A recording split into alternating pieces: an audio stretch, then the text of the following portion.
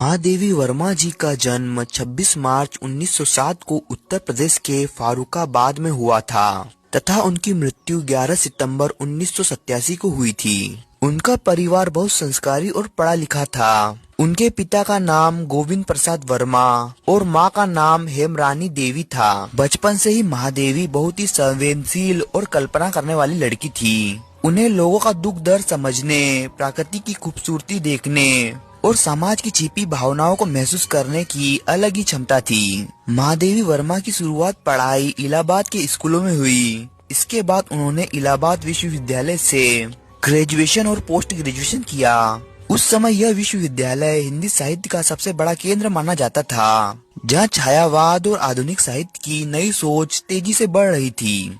यहीं पर महादेवी वर्मा ने अपनी साहित्यिक प्रतिभा को और निखारा और लिखने की गहरी समझ बनाई।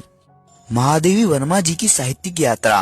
महादेवी वर्मा की लिखने की शुरुआत छायावादी कवियों के असर से हुई। शुरू में उनकी कविताएं प्रेम, प्रकृति और इंसानी भावनाओं के आसपास घूमती थी, लेकिन धीरे धीरे उन्होंने छायावाद को अपनी नई सोच, संवेदनाओं और आध्यात्मिकता से एक अलग ही गहराई दी। उनकी कविताओं में सिर्फ प्रेम और प्रकृति नहीं, बल्कि जीवन का दर्द, दुख से बातें करना और खासकर स्त्रियों की परेशानियां भी साफ दिखती है। उनकी कविताएं भावनाओं से भरी होती है। उनकी कुछ मशहूर काव्य रचनाएं हैं यामा, निर्जा, मधुरिमा, स्मृतियां। इन सभी काव्य संग्रहों में महादेवी वर्मा ने स्त्री की सोच, अकेलापन, जीवन के सुख दुख और आध्यात्मिक अनुभवों को अपनी कविता का मुख्य हिस्सा बनाया। उनका पहला कविता संग्रह यामा था, जो 1929 में छपा। इसी किताब ने उन्हें हिंदी साहित्य में तुरंत पहचान और अलग जगह दिलाई थी।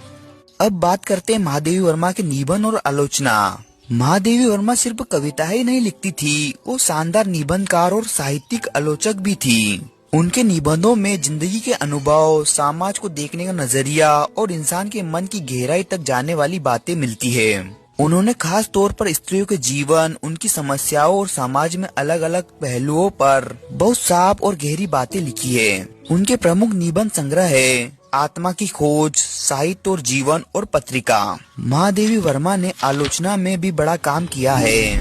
उन्होंने अपने समय के कई लेखकों की रचनाओं का विश्लेषण किया और हिंदी साहित्य को नई सोच और नई दिशा दी। उनकी आलोचना की भाषा बिल्कुल साफ, तार्किक और बहुत गहरी होती थी। सीधी बात लेकिन पूरी समझ